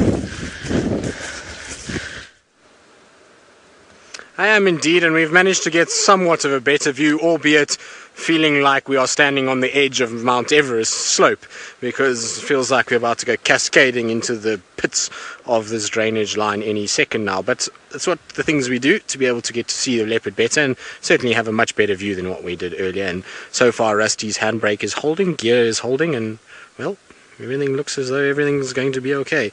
Now I think he is going to take this carcass into the tree. It's just a matter of time. I think what happened was he looked at the tree and just decided, well, it's just really too tall for me to even try and go up. So I'm going to have a situation where I just rest first and then I'll tackle it. But there's the carcass there, just lying kind of on the ground, doing its thing. Oh, you want to know why Hukumuri is built like a boxer? Well, I don't know. I haven't asked him, to be honest. It's something that maybe he decided that it was, time to change the trend around here. That's being built like a racehorse and being a sort of marathon, well, not a marathon, a sprinting athlete like Tingana was just a bit of old-fashioned olden times, and it's better to be a boxer. I have no idea. But no, you get this with leopards. You get sort of all kinds of different builds on them. Some are stocky and wide, and some are tall and lanky, and some are, just absolute beasts and tanks like Anderson, who's got probably the best of everything in terms of the fact that he's tall, he's long, he's got a really kind of big set of shoulders, big head, big dewlap. So it's genetics. At the end of the day, some of them are different, and being short and stocky doesn't necessarily mean you're not successful. Lamula was a short, stocky leopard, and he did just fine for 3-4 years as a dominant individual in the area, and so it's just one of those things. But why he's built like that, I have no idea, but I shall ask him, and hopefully he shall give us a valid response. Right, now he's still sitting, looking around. I think he might take this carcass into a tree, but while we wait, let's send you back to Noel, who hopefully has found a better place to view those elephants from. Alright everyone, we found a good spot for us. We've got the wildebeest and the elephant in one shot. Now the wildebeest are about 100 yards, 100 meters from me, and that elephant's about 200. So technically we could get a little bit closer. But something that we're dealing with right now, yes, we've got the good wind, the sun's in our favor, and now we're standing in the shade, but there's two things. One, those wildebeest are going to eventually see us, and when they do see us, they're going to alarm call a little bit. That one could then tell the elephant that we're around, not that he's necessarily going to care a huge amount. But also two, when you're on foot, sometimes the best thing to do is to give space as opposed to get a little bit close. And then three, we have some cover, but not huge amounts of cover. And so this is one of the reasons why we're choosing where we're choosing. Now, two of the wildebeest have already seen us. They were the leaders of the herd. As they come through, there they are. So they're staring at us in the shade. And we're moving a little bit from time to time because we're relaxed, the whole scene's relaxed, but they're just trying to figure out what's potting. So you can hear that. That's the alarm call. Now I know it's windy, but I am going to try and go quiet just for a bit so you can maybe hear it yourselves.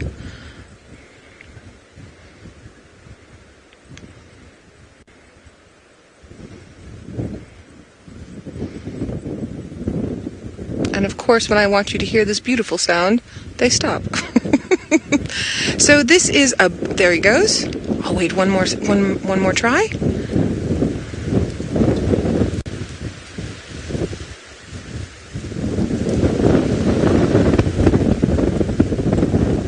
There we go. I hope you heard that one.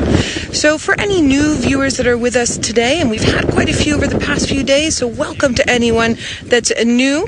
Sorry about the wind. I think it's taking away all the normal lovely bush sounds that we hear, although the sound of the wind through the trees is not a bad sound.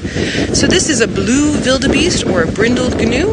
That's a gustier piece of wind there. Probably have some more weather that's going to pull through tonight or tomorrow.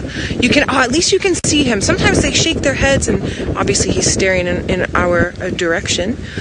So we get two types of wildebeest in South Africa. We get the blue wildebeest, or the brindled gnu, in most of the country, and then in small pockets sort of toward the mid and south, we get a black wildebeest. So black wildebeest, if you can see this blue wildebeest here, the horns go out to the side.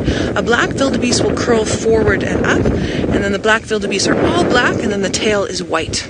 Now, earlier in the show, we had our friends up in the Mara that were joining us as we broadcast live from two locations, from here in the Sabi Sands in South Africa, as well as up in the Masai Mara and in the Mara Triangle. And there they have a subspecies of this blue wildebeest known as a white bearded gnu. They pretty much look the same, except the beard underneath is white, so just under the chin there.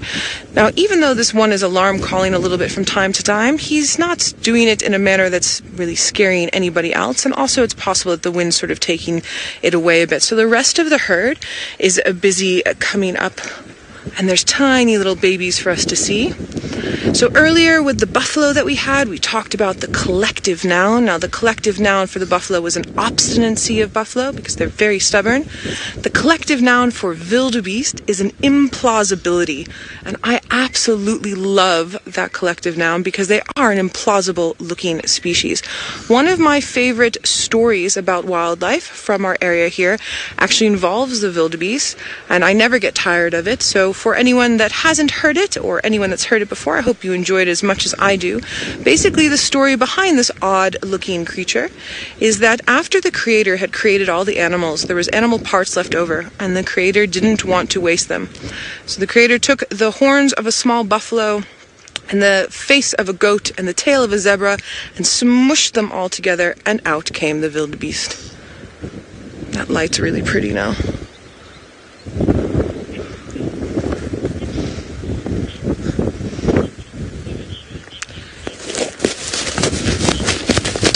Inner Deep, I believe your question was, what sort of things do we do to show them that we mean no harm?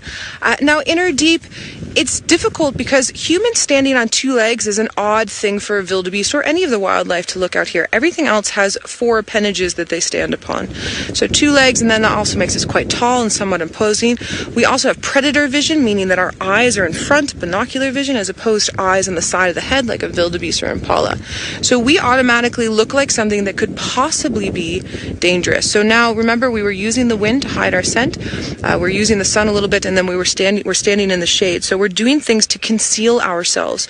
So just with all of the things I described before, as well as the fact that we're trying to conceal ourselves, there's nothing that we can do to show that we don't mean any harm. Now, if this was a place where there was hunting done, they would react very differently to us.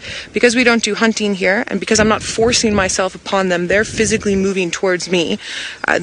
That's all that I can do, pretty much. Now, when I start moving a little bit forward and then down after they've come across, they might change their behavior, and that's our plan. What I want to do is I just want to have them walk slowly through as they're doing, busy grazing, and then I'm going to cut around the corner and then try and get another view of them from a different angle, because our sun is starting to hit a really beautiful point, and we're going to get some really gorgeous backlighting off of these wildebeest.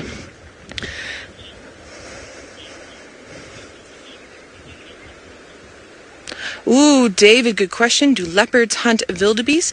David, do you see the little wildebeesties there? Leopards will definitely take out those little wildebeest. The larger wildebeest are probably going to be for for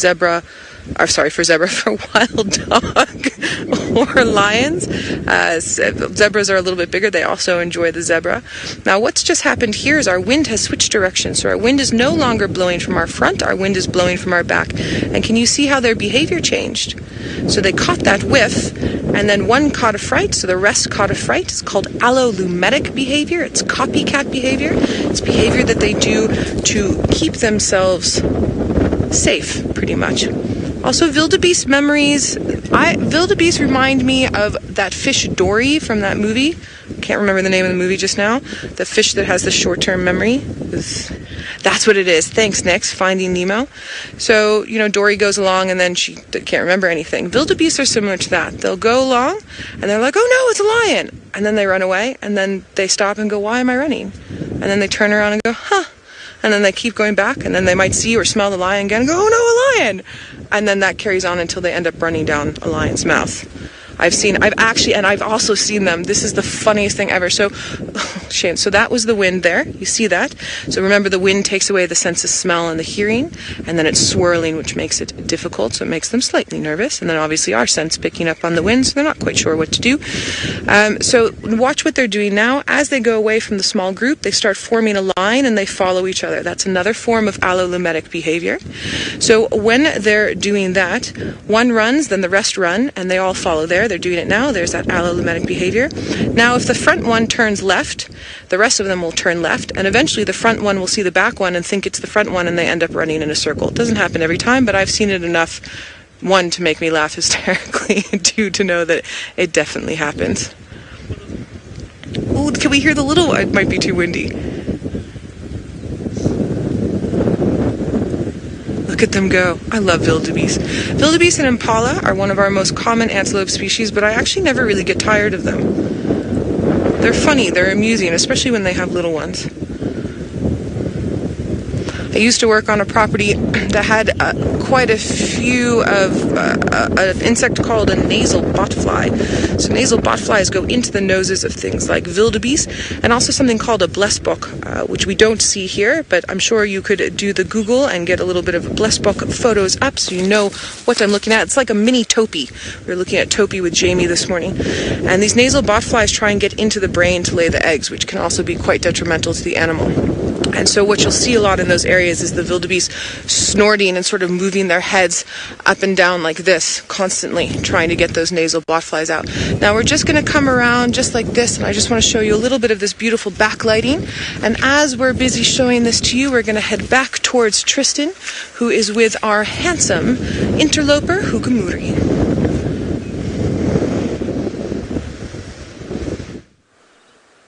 We are with the handsome interloper, or, well, I think some will call him handsome, some are still undecided on him, and some just plain probably don't like him already, just due to the fact that he is somewhat of a threat to our residents at the moment.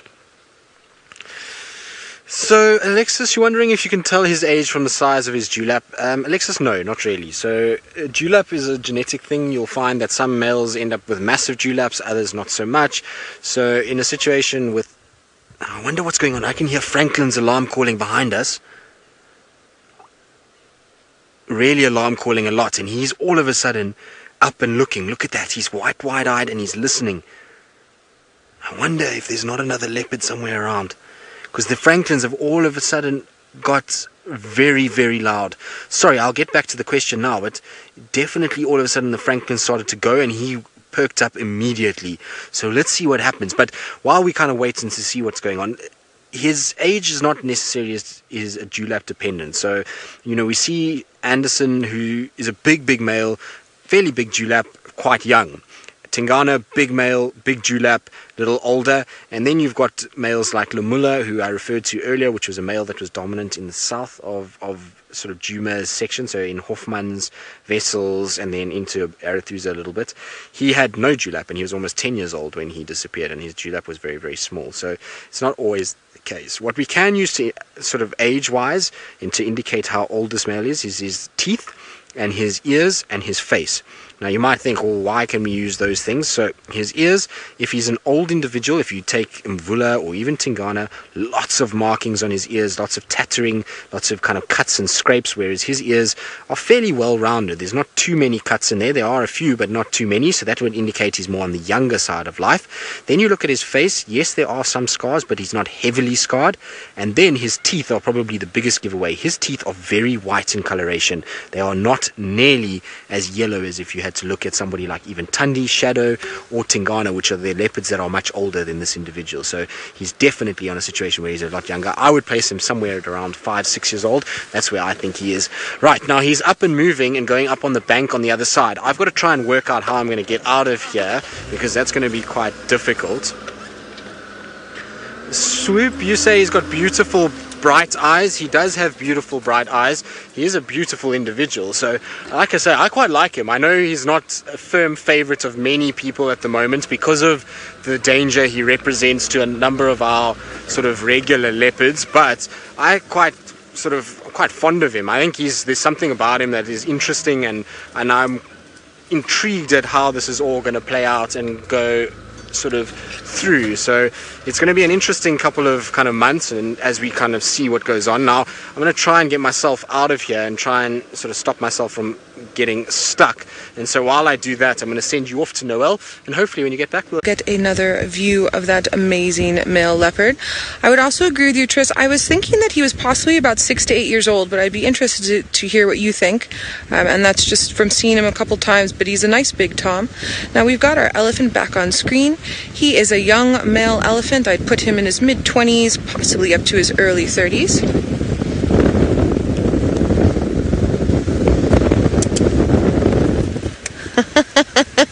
First lady, you'd like to know if elephants eating marulas develop diabetes?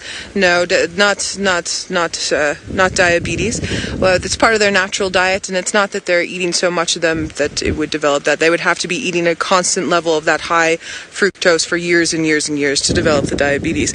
And also, they're in their natural environment. I just want to move this way just a little bit. He's found a funny little nook inside of that bush down there, and is busy investigating. He was hitting his head against the marula trees for a bit to get those fruits to fall, and now it looks as if he's investigating whatever looks tasty inside of those bushes there. And because our wind keeps switching, I have repositioned a bit so that when the wind blows crosswise to the west, my scent is moving towards the sun, and then it will blow from the south-north, and that means that it's still blowing away. So he has no idea that we're here. And again, the same with the sun and the standing in the shade. Now what's interesting is I'm just going to have Sens move you all around to the back where our wildebeest are. They watched us move out, and they're still watching us, but they're not doing it in a manner where they're nervous. They're just kind of staring like, what are you crazy people doing?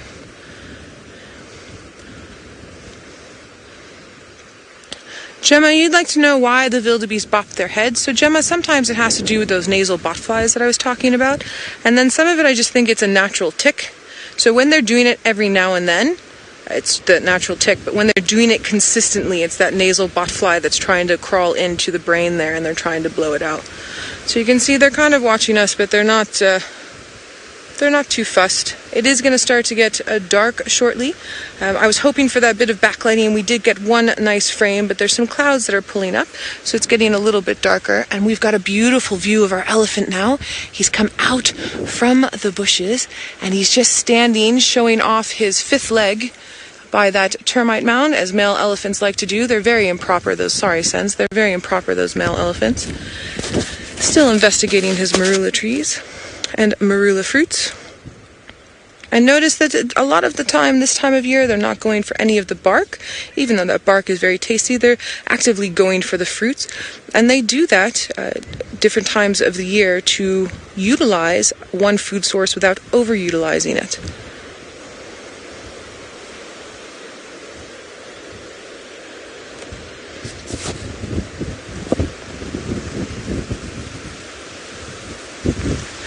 Noriko, very good question. You want to know if elephant years work like human years or if it works like dog years.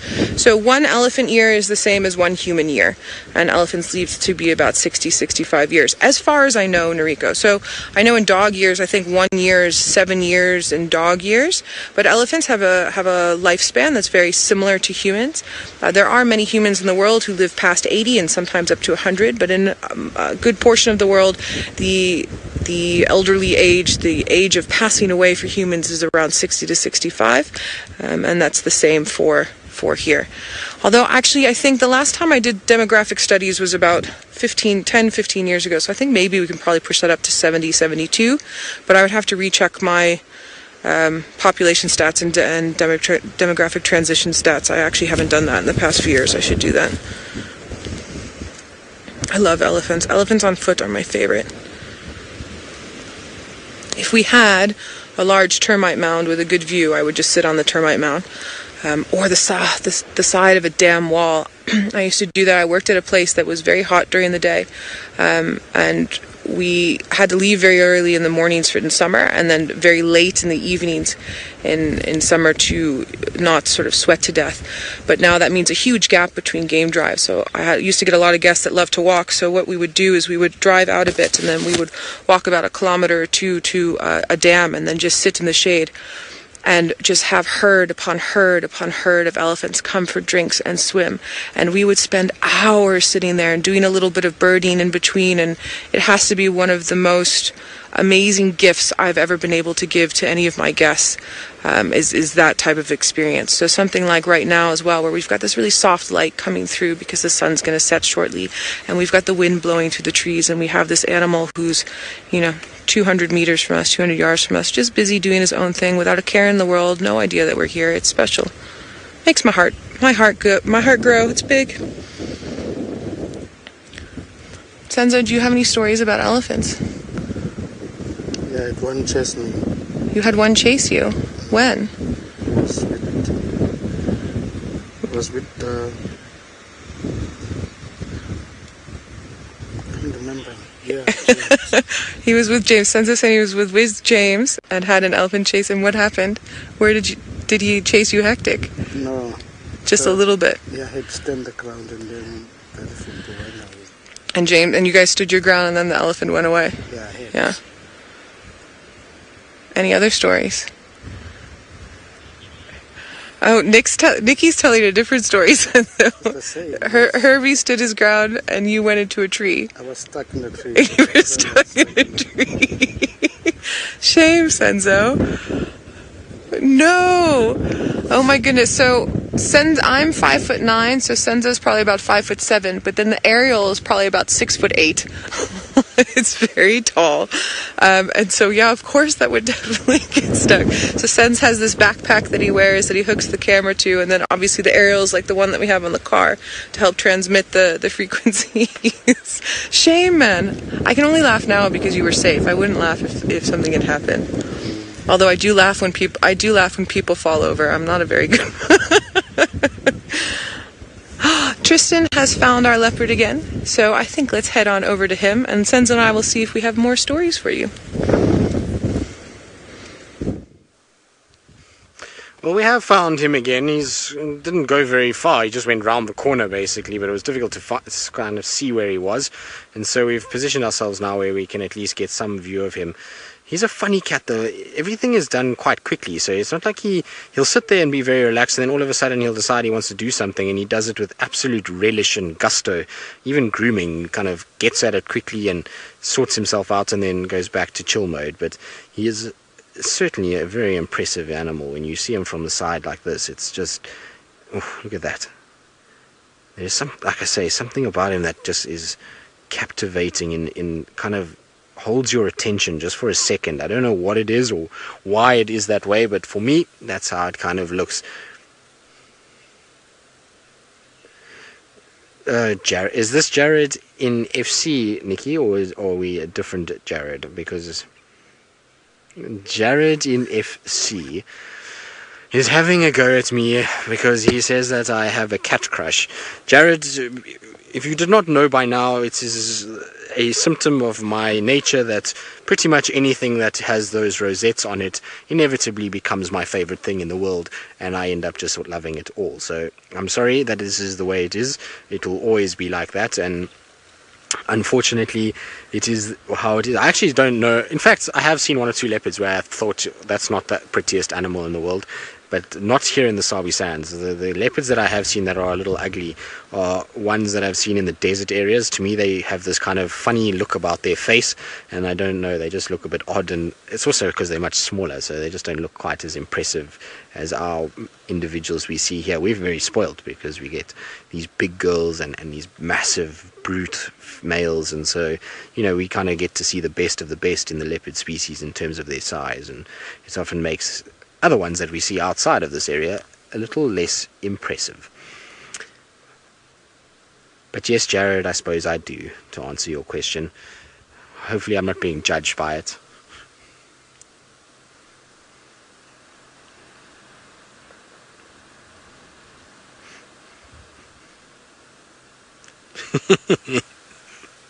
So, Tulaan, hello Tulaan, nice to hear from you again. You want to know whether I think his tongue is long because he's like a tiger. Well, I don't know, Tulaan. Maybe it's because of that, but maybe it's just because he wants to be able to lick his face behind his ears and all around and make sure that he's very clean. I don't know, but he's a little bit like, don't you think he's a little bit like a anteater or a pangolin? Now, Tulaan, if you don't know what a pangolin is, I want you to try and see if you can find a picture of a pangolin with its tongue out. So try and see if you can get a picture of a pangolin with its tongue out, because they have very long tongues, and they do like what he does and stick their tongue out, and they try and kind of lick up lots of ants and things like that. Or an aardvark, they also have very long tongues. So maybe he's more closely related to an aardvark and a pangolin than he is to anything else. Now he's starting to come back towards where the kill is, so let's see, maybe he's going to go and hoist his kill. Don't tell me he's stopped down there. Has he stopped down there, Wiem? It looks like it, doesn't it? No, now that's not a nice place for him to have stopped, because I don't know how I'm going to actually get anywhere near there. If he's stopped in that little gully system, it's going to make life very difficult. There's the kill right there across from us.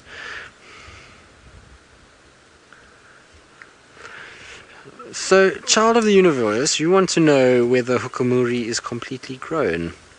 Probably 95% fully grown. Obviously his dewlap might start to get a little bit bigger, and you might see a situation where it just drops a little bit. But other than that, I don't think there's going to be too much more growing happening. He might get slightly taller and a little bulkier, but not much. I mean, he's already very bulky on the shoulders, so I don't see him getting too much larger than what he is now. Like I say, he reminds me so much of Lemula just because of a size situation, the way he looks.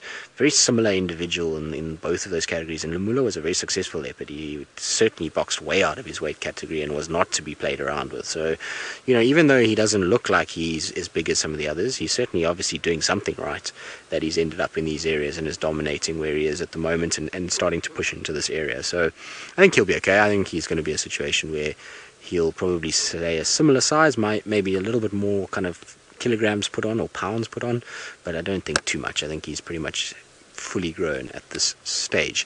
Now it seems as though he's obviously found a spot to rest there, because he hasn't come out from where he walked behind that sort of thicket, and there's a little gully there that he might be in. Unfortunately, I can't go any further forward unless I want to pierce my face with a knobthorn, because as you can see, I've got a delightful tree right here in front of me, and that's got a whole bunch of thorns on it, and it's going to be very sore if I drive into that. So I'm not going to do that. I'm going to try to see if I can find another way around. While I do that, is send you back to Noel, who's got apparently a beautiful view of the sun setting and our Wildebeest family on quarantine. Senzo is working his beautiful camera magic, and I think this is a perfect opportunity to do our moment of silence so we can drink in this golden light and the breeze flowing through and the sun setting with our wildebeest silhouetted.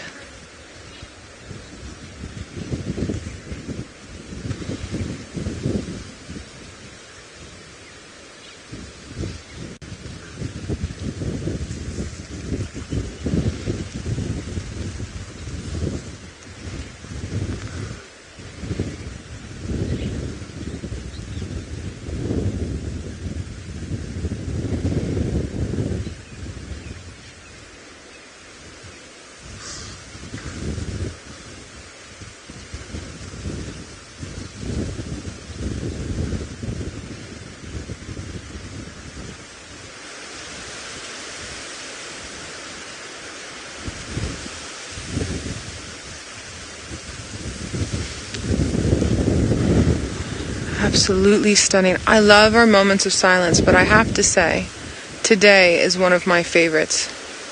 In the background we have, remember I was saying it's windy, so there's probably some weather moving in. We have these huge cumulonimbus, the storm clouds, all forming on our southwestern up to our northwestern boundary, just moving through like this and accumulating precipitation as they come along. And our sun's about to go just behind them, so hopefully that means tonight we're going to get some big rain. Can't quite smell it yet, but it's coming.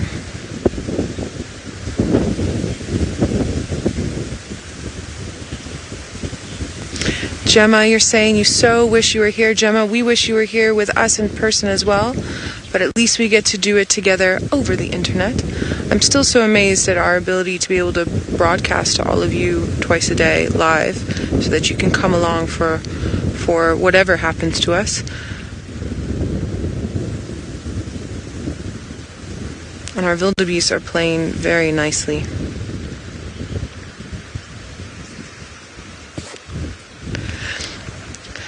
Tara and many other viewers, you enjoyed our moment of silence just as much as I did. That's so good to hear. And I actually have to chalk it all up to Senzo with his framing. We were busy walking and just investigating where the best place would be, and he chose a very good place.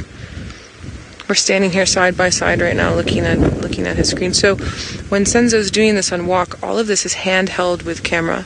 So he's been holding it extremely steady and allowing for that moment to happen. And then our big cloud has come up and our sun is now obscured by that large cloud, making everything a little bit darker. It is gorgeous, Sense. So now I'm just leaning over and absolutely stunning through the trees. A little bit of light just hitting the tops of those clouds.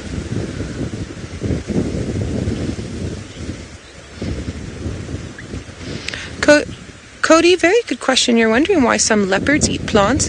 So Cody, I don't know if you have any pets at home, maybe a pet cat or a pet dog. Most of the time those species are meant to be eating sort of meat. I know that domesticated animals like cats and dogs, we now have specific food that we do for them.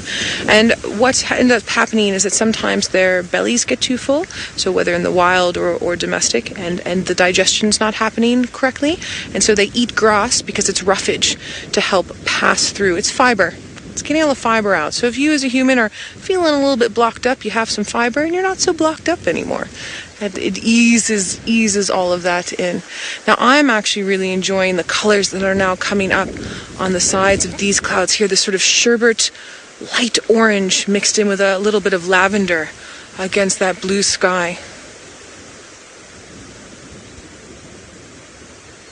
And those big puffy white clouds look like they're moving to where the other clouds are starting to form that storm front. So moving in, and they might coalesce and help to bring it in so that we get some rain. All right, everyone, I'm so sorry about all the vehicle troubles, but we got really great buffalo. We had elephant on foot. We had wildebeest. It's been a great afternoon for me. Hope you enjoyed. We're going to send you back over to Tristan because we have a leopard, and it would be a shame not to end the show with him. So enjoy. I'll see you all tomorrow afternoon. Well, Noel, don't worry. I've had an absolute nightmare that is, when it's come to vehicles lately. So don't feel bad. It's part and parcel of being out here, and like I say, it's part of being live. Is that every now and then we damage vehicles, and it's all in the quest to try and see nice things and to show everybody what goes on. Now, our male leopard, he's decided he's going to be camera shy now for the last few minutes. He's stopped behind this thicket, and there really is no way for me to get otherwise than going all the way around, which will be longer than what the show is going to be live for. So we thought we'd just sit here in the hope that he came towards the carcass and put it up in the tree in a dramatic fashion to finish things off. But alas, that is not happening. He is not listening to my command. Come on, Hukumuri. Come on. Do your thing. No, he's not coming. He's decided he's going to rest down in the bottom. So, Ian, you're wondering how hyenas and leopards interact when they meet. Well, Ian, please make sure that you're watching tomorrow morning, because you might just get to see exactly how they interact, because I wouldn't be surprised if this carcass is here, that hyena doesn't make its way here and this male is around, so you might get to actually see it in real life. But basically they don't like each other at all, so you're going to have a situation where the leopard will probably be quite growly towards the hyena, try and get the carcass up into the tree, and then from there sit in the tree and stay there, whereas the hyena obviously would try and rush in and chase the leopard off. The reason why the leopard backs off from a hyena is because a leopard is a solitary animal, can't really risk fighting over a piece of meat. It can eventually kill something else, but if it gets bitten by a hyena on the paw, then obviously it can get hurt and it won't be able to hunt again, so it's not ideal. So leopards try to shy away from fighting. The only time they go after a hyena is when they have a cub to protect. That's when they will really try and go after them. So it's a situation that you'll find that they'll kind of just try and go their separate ways. Leopard into a tree, hyena sort of at the bottom, and they'll try and kind of look after each other from there, and sort of, well, not look after each other, but stay away from each other. Right, our leopard has not appeared like I wanted it to, unfortunately, and it is really getting to that time now where we're going to start going home. So we're going to start heading back towards camp, and you've had to listen to me for long enough this afternoon, so hopefully we'll be back out and about tomorrow morning with all our vehicle troubles solved and everybody will be okay. We'll go back now and just take a quick look and see if we can fix anything, and hopefully Hukumuri will be here. He's got the carcass right at the tree. It should be up in the tree, so it should be an exciting morning. So from myself, Noel, Brent, Jamie, Nikki and FC, it's been an absolute pleasure, and we'll see you all tomorrow on the Sunrise Safari.